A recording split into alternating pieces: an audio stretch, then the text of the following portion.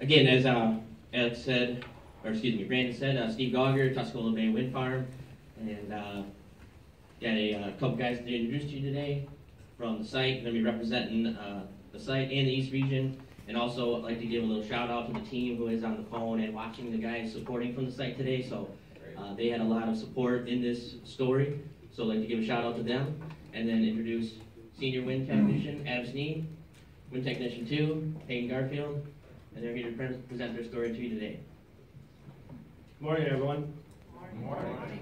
Glad everyone can be here today for the Tuscola Bay Wind Quality Improvement Story on safety chain and emergency stop trip reduction. Our team is always slipping, never tripping. On that note, I'd like to keep in mind, there are a lot of people in here today. There's guests who are unfamiliar with the building, including ourselves. We know there have been some slip and trip injuries here in the past, so let's just keep in mind to not become distracted, keep eyes on path, eyes on task, and remember to keep safety top of mind.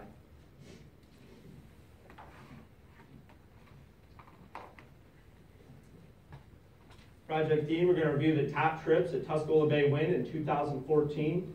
Through the use of the quality improvement process, we're going to find effective countermeasures to reduce these trips and increase overall site production and profitability.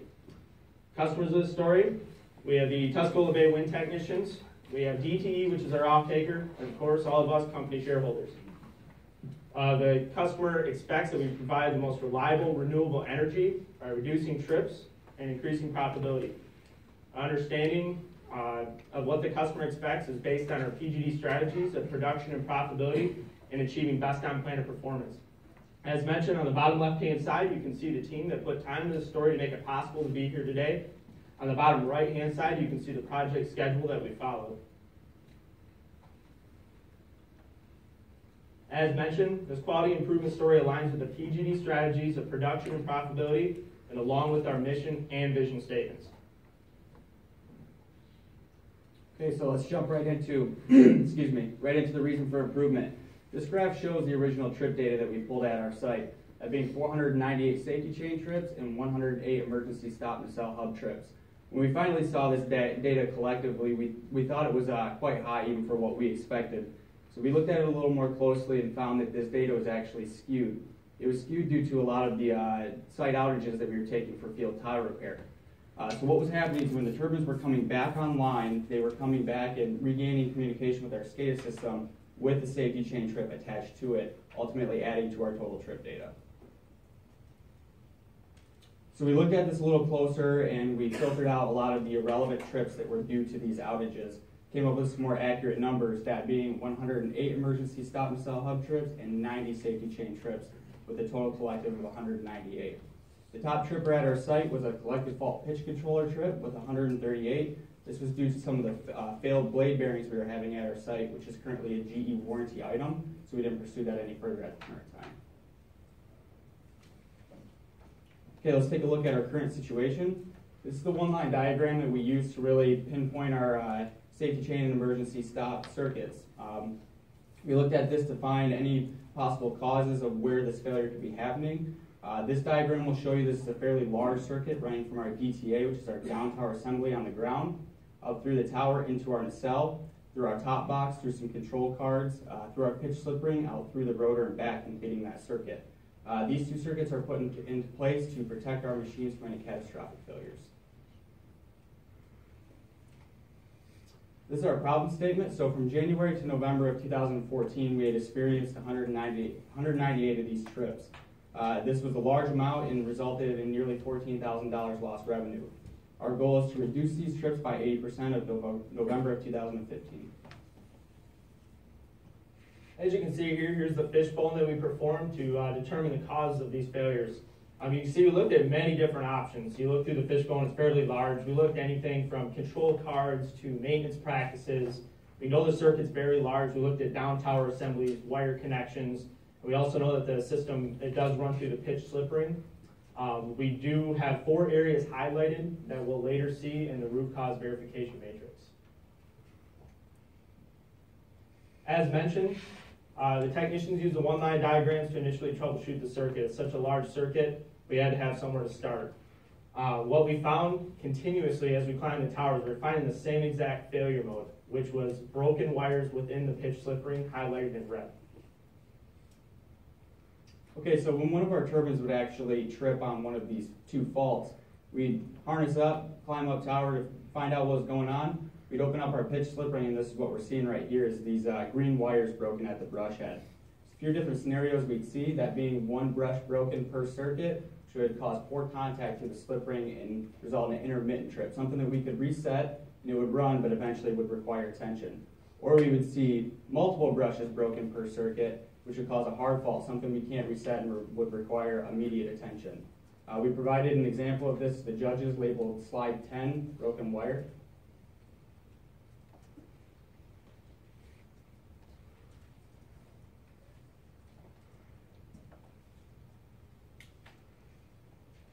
Okay, so if anyone's unfamiliar with how a slip ring actually works, this is a rough diagram of one. What we use this for is a way for us to transfer power to and from a stationary and rotating assembly. That being, our stationary is the nacelle, and our rotating be the rotor or the hub. Without this, we'd have no way of transferring that power to and from without the cables and the wires becoming twisted up. The pitch slip ring that we use operates between 24 volts DC and 400 volts AC. All right, as we began to find that this problem was so widespread throughout our site, we decided to reach out to the maker of the slip rings themselves, UEA. We just were wondering if they had seen this failure mode before, or if they were aware of it at least, so we could bring it to their attention. What we found is UEA did some testing, and they found that the wire tension was too tight on the brush, causing excessive stress on the wire connection, which was creating the breakage. UEA was also able to share their dynamic test stand results with us. What they had was a new style brush. It was called a looped brush design. You can see that on the left-hand side. On the bottom picture, you can see that the good wire tension is present in the picture there, with the result of no breakage in the dynamic test stand above. On the right-hand side, on the bottom picture, you can see the bad wire tension, and that result has the same as what we were seeing inside our slip rings in the above picture with the broken wires. You can see the center table that we have that they provided. You can see highlighted in green is the new style brush. It had over 100,000 plus cycles with no breakage, and you can see it's a far cry from the old designs, anywhere from 1,700 to 10,000 before they were breaking.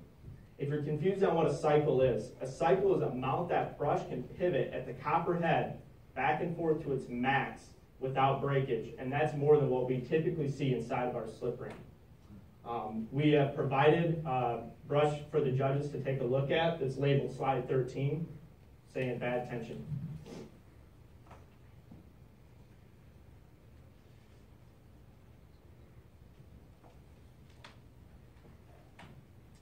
As mentioned, the wire tension was found to be the root cause of the problem that was creating the breakage. We also wanted to look at the number of brushes contacting per circuit. As we were climbing the towers, we began to find other broken wires within the circuit. Once we started looking into it, we found they were the communication wires that communicated to and from the top box to the hub controller. What we found is we pulled the trip data, and we were seeing 0 trips due to communication-related faults, and 198 safety chain and emergency stop trips. So we're confused on what the difference was. We started digging into it, and what we found was that the communication wires already had been parallel wired with additional brushes contacting per circuit. So when there was breakage, it didn't affect the circuit as much. Okay, let's dive into our countermeasures then. When we were looking at ways to battle these trips, we looked at quite a few different things. What we found to be the most feasible and effective countermeasures were to replace the broken brushes with our new countermeasure, the loop style brush. Also adjust the wire tension to the proper tension and parallel wire in additional brushes into our circuits. We found this to be the most effective way at a combined cost of $21,000 to complete that project. So shown in the schematic on the right, circled in red, are the available spares that we're going to use to parallel wire into our existing circuit. What this is going to do is take our current setup of 2 brushes contacting per circuit to 4 brushes contacting per circuit. This is going to drastically reduce the chance of a trip due to these broken wires, and it's also going to extend the life of these brushes by adding a current flow through them. A current flow actually acts as a lubricant to these brushes. We also provide an example of the new countermeasure brush for you guys, labeled slide 16, new brush.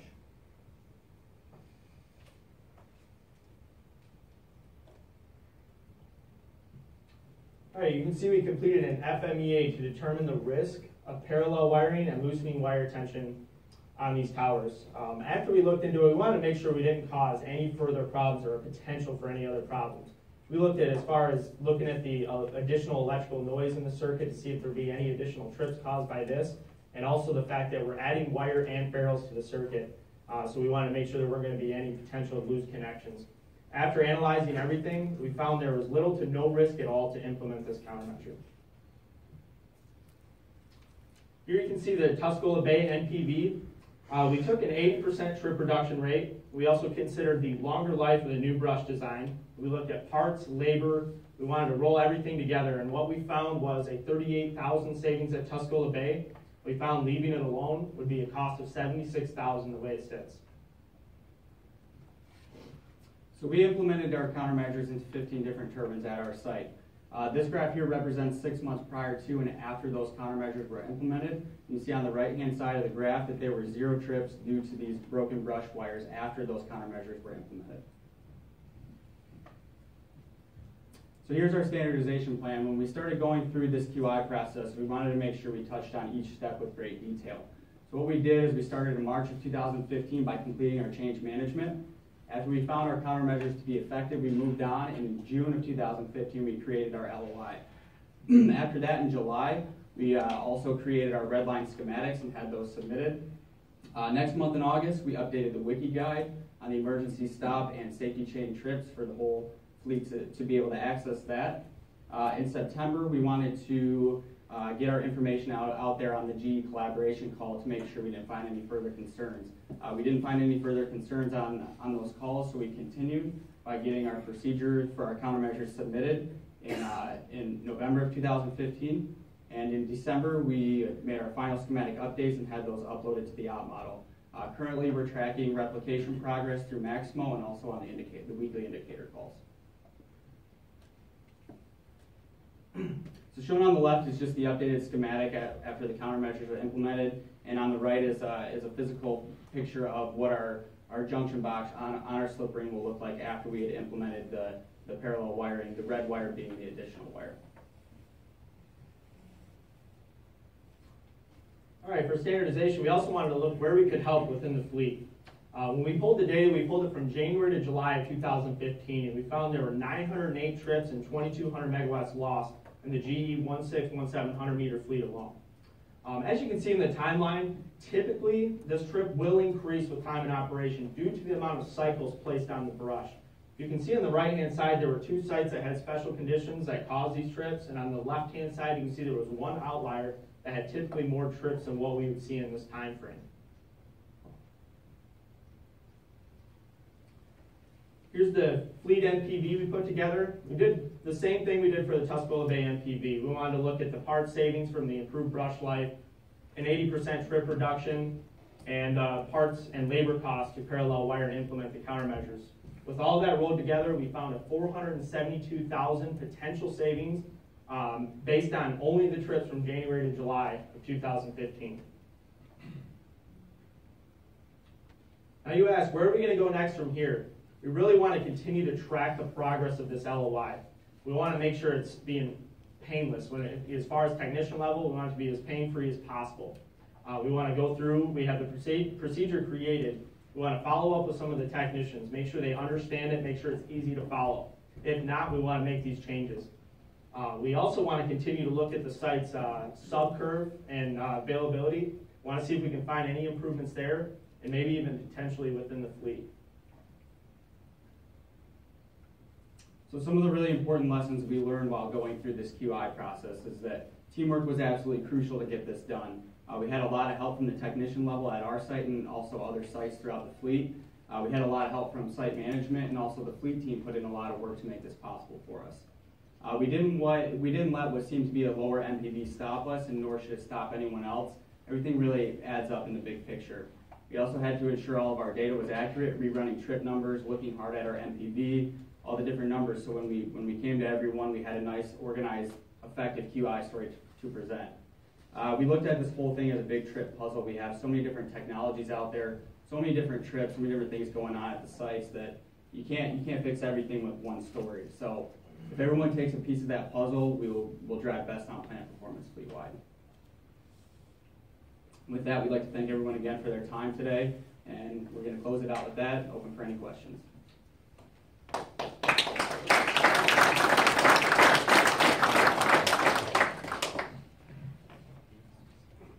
I'll start. Absolutely fantastic job with the story, all the way around. I wanted to ask a question on slide 19. I see you go through June 15 with fantastic results. Does that still continue just like that? Yes, ma'am. Yep. That's awesome. And I did want to say it was a fantastic job on how you handled the replication standardization piece. It's one of the strongest standardization things I've seen in a QI story presented in all the cups this week so far. So you hit everything. And you did it in the right order. You know, the change management and the LOI and the procedure in the op model and collaboration call. The only thing I didn't hear you mention was putting it out on ESN to let everybody know you'd updated the wiki. But I mean, you hit them all, and I just really commend you on that, because that is what makes it successful in replication. Absolutely. Thank you. Thanks. I echo a lot of what Cindy just said. Excellent story. Again, the replication was very good. I liked seeing the change management, which a lot of times we forget about, to formalize that so we can go back and check and make sure we know what's happened. I do have a question on page 14. So there's no doubt you resolved this problem with good results, and again, hopefully the whole fleet will be able to implement this and get the same results. When I look at your root cause verification here, I see you have one root cause which you addressed, and you have several that you called contributing factors. You only addressed one of the contributing factors, so why did you address that and not the others? And also, sort of a second way of asking that is, why did you even address it? I can probably take this one. What we found, the number one and number two, the wire tension on the brush with the examples actually in hand, when you look at them, that wire tension wasn't allowing the brush to pivot properly, which was causing the poor wear because it wasn't pivoting. And it also was causing the brushes to become stuck in the groove because that poor wear resulted in like the end of the brush mushrooming and becoming stuck. So the tension actually fixed the number one and number two. The third one is we didn't want to just take the OEM fix. We wanted to go above and beyond. We wanted to ensure that this was going to be the best possible fix. And we also like to think of it as it gives us more time to become proactive on the trips. With 4 brushes contacting, even if one brush fails, there's still 3 contacting. If it goes back to the old design, if one happens to fail, that other one, if something does happen to it, it's too late. We've eaten the trip. So now on maintenances, it's going to give us more time to proactively catch these and change them as needed.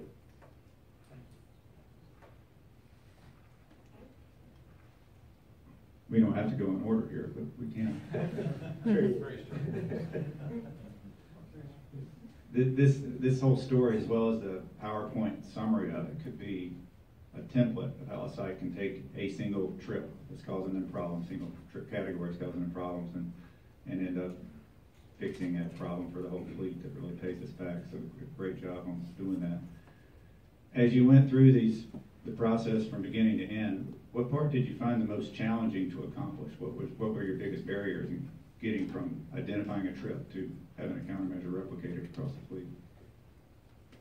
I would say initially was just being able to filter through our trip data was very tough because we had, like I said in the earlier slides, the data was skewed. So going through and making sure that data was accurate, I mean going through line by line by line, finding every site outage that we took that skewed the data, pulled that data out. I would say from there, it was working with, UEA on the, finding the actual causes and being able to implement the parallel wiring. We had to obviously go through the process. We had to make sure it was approved. We had to get the schematics updated to be put onto the op model.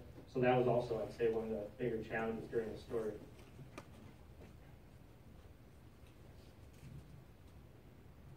Again, great results. Can you explain a little bit more about the tile repair and how that affected the number of trips, how you had to filter that data?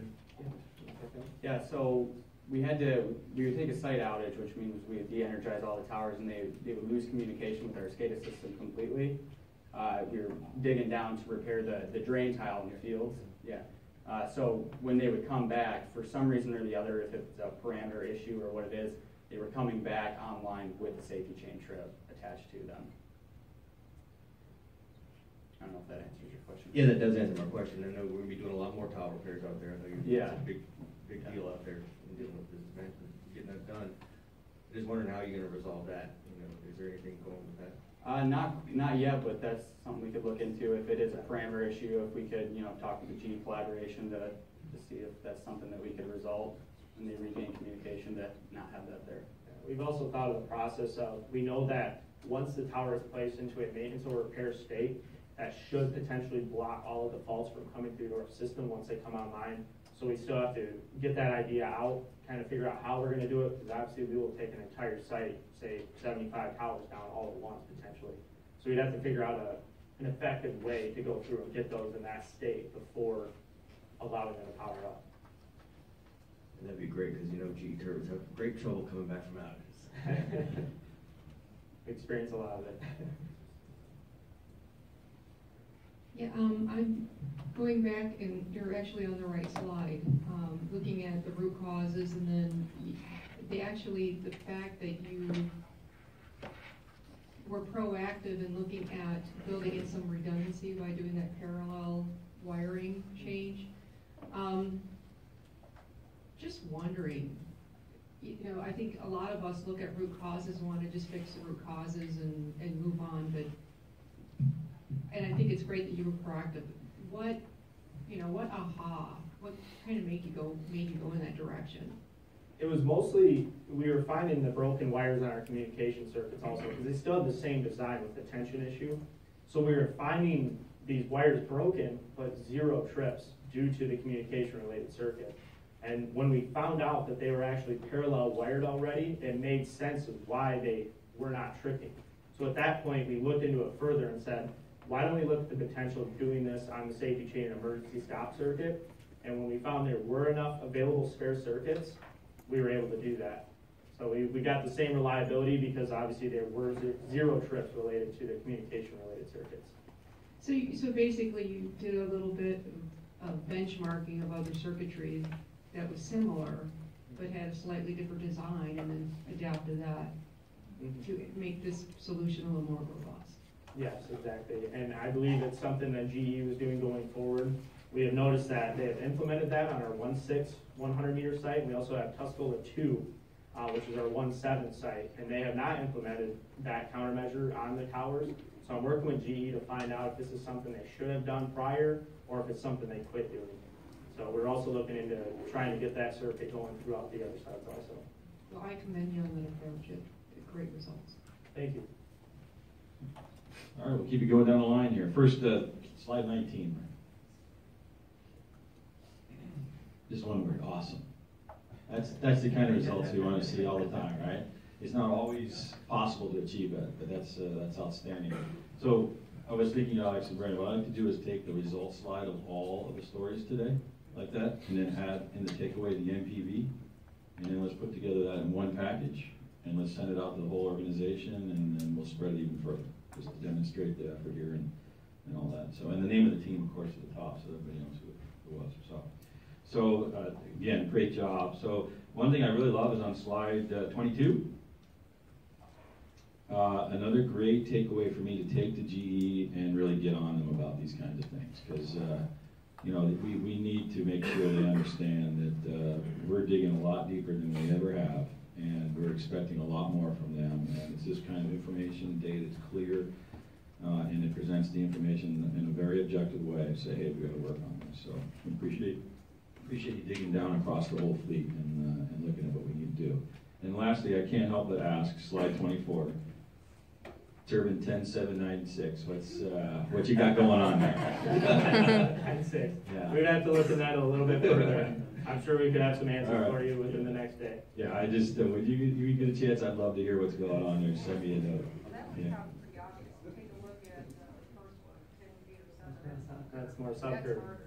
Yeah, it is probably harder, but I'll be happy with 10796. All right. Hey, great job. Fantastic work by the whole team.